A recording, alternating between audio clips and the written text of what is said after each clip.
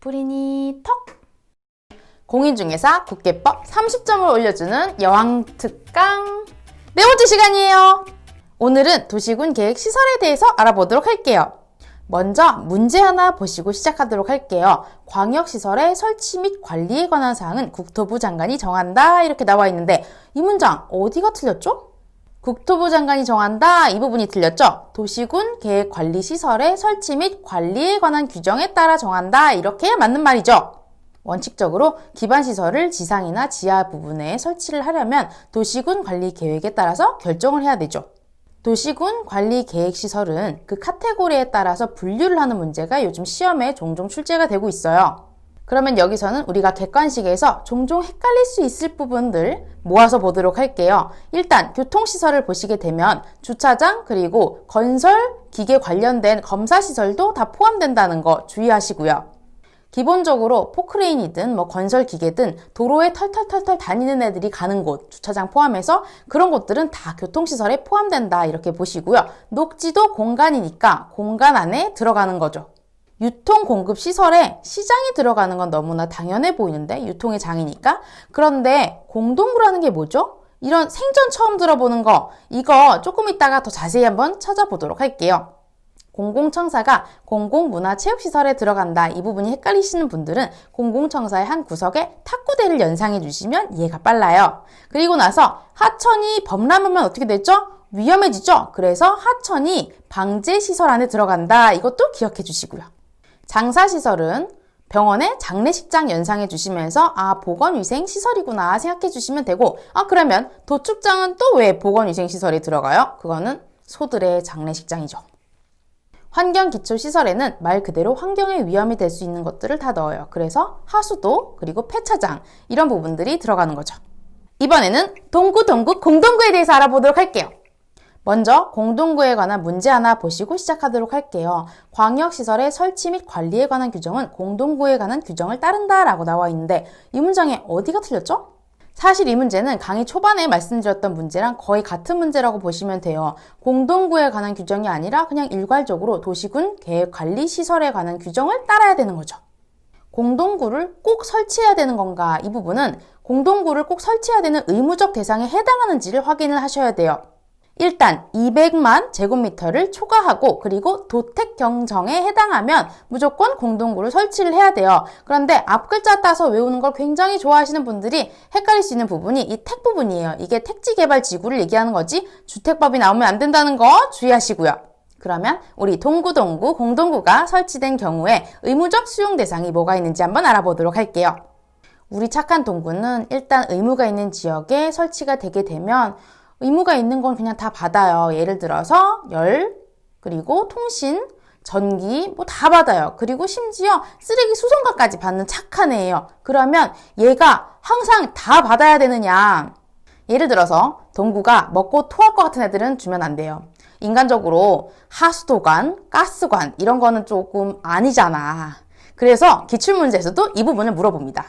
이 경우에는 공동구 협의회에 심의를 거쳐서 수용을 하게 되는 임의적 수용의 형태를 띠고 있어요. 이번에는 공동구 기출문제를 하나 보시고 가도록 할게요. 공동구 관리자는 공동구에 대한 안전점검 그리고 수립 시행 이런 거 다 5년마다 해야 된다고 나와 있네요. 이거 맞는 말인가요? 계획을 5년마다 한 번씩 세우는 건 맞아요. 그런데 만약에 안전점검도 5년마다 한 번씩 하면 우리 동구 너무 위험하겠죠. 그래서 1년에 한 번은 점검을 해야 된다 이렇게 정하고 있어요. 공법은 기본적으로 행정적인 절차에 관한 법이기 때문에 이 부분에 있어서도 도시군 계획시설 사업을 어떻게 시행하는지에 대한 절차가 시험에 자주 나옵니다. 이제부터 그 시행 절차에 대해서 알아보도록 할게요. 먼저 사업을 하기 전에 결정고시를 하는 것으로 시작해서 단계별 계획을 수립 공고합니다. 이때 고시일로부터 3개월 이내에 계획을 수립해야 한다 이런 강제 조항이 있지만 꼭 3개월 안에 수립하지 않았다고 해서 이게 실효되는 건 아니에요. 즉 바로 실질적인 효력을 잃는 것은 아니다 이 부분에 주의를 해주시고요. 그렇다고 해서 항상 해야 한다 이걸 또 외우고 계시다가 느닷없이 갑자기 2년 내 대통령령 의제 이런 얘기 나오면 갑자기 또 막 헷갈리기 시작해요. 그런데 이렇게 생각하시면 돼요. 대통령이 딱 나서게 되면 이 의제를 해서 2년의 기간을 더 준다. 다음으로 등장하는 단계별 집행 계획이 있어서 그 수립권자는 일반적으로 특광시장 군수이지만 예외적으로 도지사나 우리 유명한 사람 누구 있죠? 국토부 장관이 등장하는 경우도 있다 이렇게 생각해 주시고요. 이때 협의는 관계 행정기관장이랑 하고 의견 청취는 의회에서 듣는 거예요. 그리고 나서 지체 없이 공고해야 된다. 이 부분 또 주의해 주시고요. 단계별 시행 계획은 크게 3년 기준이라고 생각하시면 돼요. 그렇게 해서 1단계, 2단계로 나눠지는데 2단계에서 3년이 넘어가고도 이루어지지 않는 계획이 있다. 이렇게 되면 1단계로 밀어 올려서 계획을 다시 매년 검토하게 돼요. 그런데 1단계에 있던 애를 2단계로 미루는 거는 절대 안 된다는 거 그렇게 생각해 주시면 돼요. 절차법을 공부하시다 보면 집행계획, 실시계획, 인가권자, 수립권자 막 계속해서 나와요. 그러면 이게 지금 공부할 때는 헷갈리지 않는 것 같아도 결국 객관식 시험에 보시게 되면 헷갈리게 됩니다.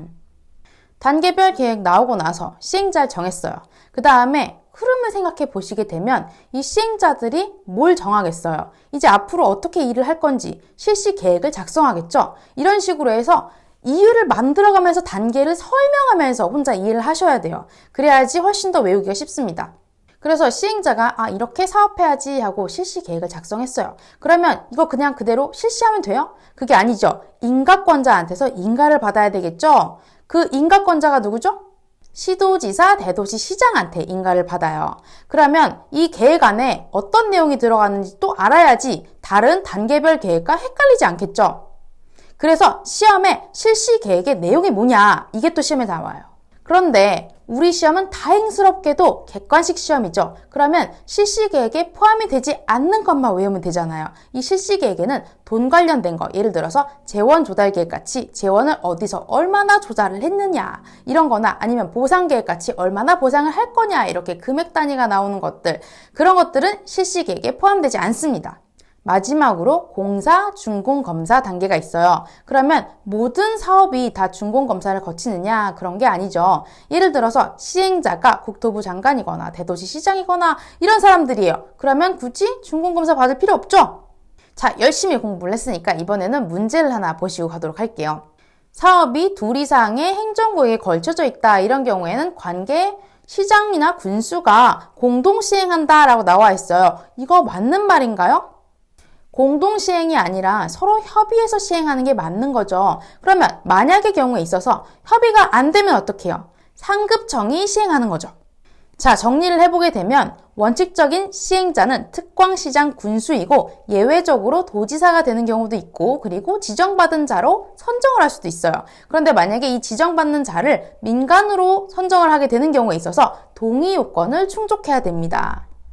3분의 2 이상의 소유와 2분의 1 이상의 동의를 얻어야 돼요. 그런데 주의하실 부분이 지정받은 자라고 해서 항상 동의 요건을 충족해야 되는 게 아니에요. 민간인 경우에만 이 동의 요건이 필요하다는 거죠.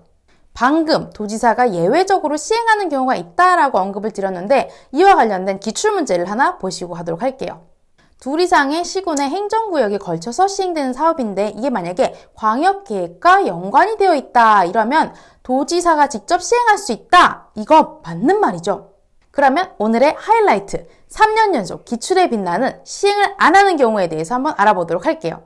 지금부터 보여드릴 이 문제는 2년 연속 기출이 됐던 문제예요. 고시일로부터 20년 이내에 사업이 시행되지 않은 경우에 있어서 그 20년이 되는 날, 딱 그날 효력을 잃는다. 이 말 맞는 말인가요? 일단 문제 읽자마자 첫 줄에 고시1 읽으면서 우리 앞에서 공부했던 거 떠올리셔야죠. 3개월 이내에 계획 수립 안 했다고 하더라도 실효가 되는 건 아니다. 그리고 나서 딱 마지막 줄을 봤는데 20년이 되는 날에 효력을 잃는데요.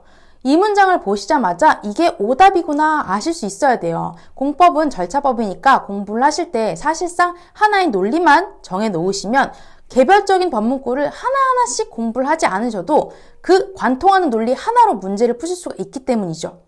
자, 제가 지금부터 논리 하나를 딱 정해 드릴게요. 어떤 법에서 무슨 지역, 무슨 지구가 나왔다 이러면 오늘까지는 무슨 일이 있어도 오늘까지는 그 지역이나 그 지구인 거예요. 그러면 그 효력이 발생하지 않게 되는 시점, 그러니까 그 효력이 날아가는 시점은 그 다음 날인 거죠. 그래도 오늘까지는 이 지역이나 이 지구다. 자, 지금부터 나올 이 문제도 2년 연속 기출문제예요. 그러니까 고시일로부터 10년 내에 사업이 시행되지 않았는데 이때 토지의 주인이 지목이 대인 토지를 가지고 있고 이 사람이 매수 청구를 할 수 있다. 이런 문장이 나와요. 이게 맞는 문장인가요? 제가 항상 맞는 문장이에요? 이렇게 물으니까 이 문장도 틀린 것 같지만 사실 이 문장은 맞는 문장이에요. 참고로 생각해 두실 부분은 토지의 소유자라고 말을 했는데 이때 토지의 소유자라 함은 토지뿐만이 아니라 그 위에 설치된 건물이나 정착물 같은 것들을 소유한 사람도 다 포함하는 개념이에요.